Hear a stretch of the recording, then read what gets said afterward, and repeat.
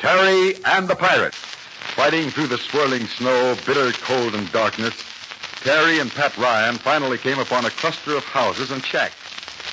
At the largest of these, they met the elderly Dr. Minton and his wife and asked for help for April, Burma, Dude, and the driver who remained back in the truck. Then Pat went to a nearby stable and was forced into a fight before he could get a team of horses and a sled. Driving back to the little house, he picked up the doctor, and together they started out along the road for the truck. We'll join them on today's transcribed adventure in just a moment. Terry and the Pirates is brought to you by the makers of Libby's Tomato Juice, one of Libby's 100 famous foods. Well, boys and girls, here we are practically at deadline for the Terry-scope offer. Yes, tonight's the last night I'll be telling you about it, because the offer expires tomorrow at midnight. Now, if you want a Terry-scope, and I'm mighty sure you do, just mail your order before midnight tomorrow. So, if you haven't already got your order in, do this right away. Ask your mother if you can't run over to the store right after the program and get a can of Libby's tomato juice and one of Libby's pineapple juice. You need those two labels to get that Terry-scope with its 8 super special features. The Terry-scope that teaches you the secret Chinese code and the Morse code and how to flash messages at night. The Terry-scope that brings you 2 exciting new games and a tricky picture of Big Stu. All that besides being a real periscope that will let you see around corners and over tall fences.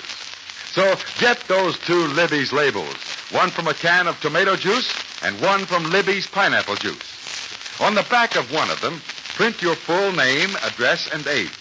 Then mail the labels with just 1 dime to Terry in care of Libby's, Chicago, Illinois. You got that? Terry in care of Libby's, Libbys, in Chicago. And be sure you get your order in the mail before midnight tomorrow. Now, believe me, kids, this Terry-scope is worth making a real effort to get. Fact is, you're going to be pretty sorry and disappointed if you let tomorrow slip by without sending for your Terry-scope. And remember, the suggestion I made yesterday about giving away some Terry-scopes for Christmas? Stop to think about it. And you'll agree that's a peach of an idea. Any of your pals would be thrilled to get a Terry-scope. Boys or girls, young kids or older ones. They'll all get a kick out of the Terry-scope's special features. So start the minute the show is over to track down those Libby's labels you'll need. I wouldn't be surprised if you'll find that they're in your house already. You've probably asked your mother to get the delicious Libby's tomato juice and Hawaiian pineapple juice we told you about on this program. And she may very well have some in the pantry or the icebox. So go look right after the show. And if the cans of juices aren't there, see if you can't run out and buy some. And send for your Terry-scope tonight. Mail your labels and dime with your full name and address and age to Terry in care of Libby's, Chicago, Illinois. Midnight tomorrow is your very last chance. And now, Terry and the Pirates. And now back to the big question. What has happened to April, Burma, and Jude Hennick back in the truck? When we left them, the motor had stopped. The lights had dimmed out, and the hysterical driver had plunged into the snow and darkness. But listen. So, you had to steal the horses, eh? Let's say I borrowed them, Dr. Milton. Hitched them up to this bobsled or whatever Chinese contrivance this is. Say, the lantern in this sled doesn't give enough light to see where we are. Oh, I know this road like the palm of my hand. Why, I guess I've driven over it night and day in all directions for the past 10 years. Funny. Meeting up with you way out here in the Kunlung Mountains. Funny? Well, I'm not one to pry into people's affairs, but isn't it strange for 2 women and 3 men to be in an army truck bound for Min Chow? Well, I explained that, Doctor. We're going to Min Chow and then fly back to Chungking or Singapore. Well, my story's not exciting at all. Mrs. Milton and I used to live in Shanghai, then Nanking. But the invaders drove us inland, and, well, here we are. But you're an American, a doctor. That's quite right. And I'm kept very busy wherever I go. Come along. Get along there. There's no time to pick violets. Get along.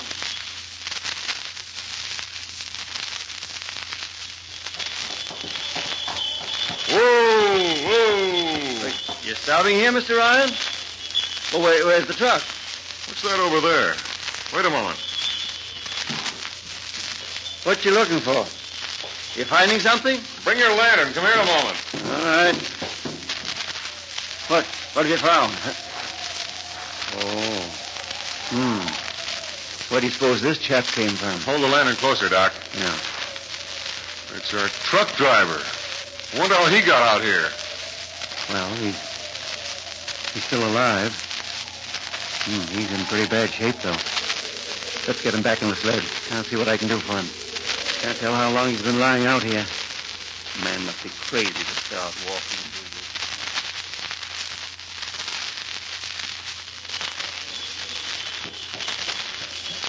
How's the driver? Well, I'm doing what I can for him. That isn't any too much. Fingers are frozen. He'll come out of it if he doesn't get any worse. Just keep on going. I'll look after him back here. Come on. Get along, Dobbin. Whatever the name is. Well, there's the bus, Doctor. Where? Just over there on the left of the road. It's snowed up, all right. No sign of a light. Whoa! Whoa! Whoa! Can't hear the motor. Hi, Dude. Duty! You hear me? You're right there, fella. You go on in and get them quickly. Get them out and get them into this sled. I'll turn around. I want to get this man here back to my house. I'll step on it, Doc. Everybody all right in the truck, Duty? It's as cold as a landlord's heart in there, Pat. And then when the driver ran out on it. I know. We found him in the snow. Oh, that's good. I was worried about him. Come on, everybody.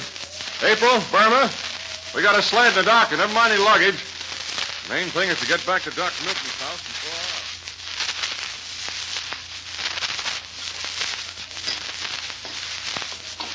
Well, Mr. Hennick, Mr. Ryan, you think you'll live again? I should say so. Best. I've had a good breakfast. Hey, how are all the other patients, Doc?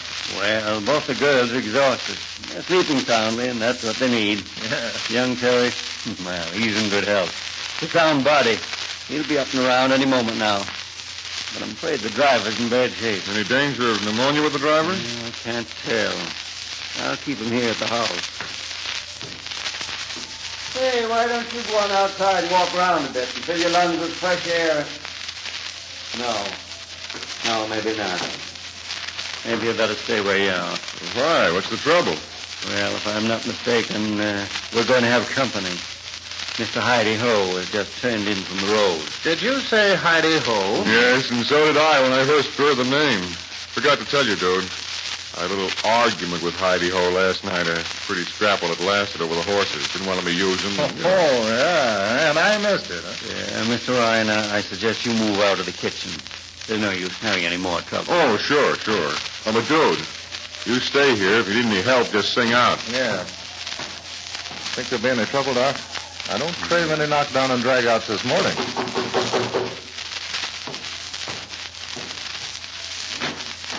Oh, good morning, Heidi-Ho. Morning. Nice day, eh?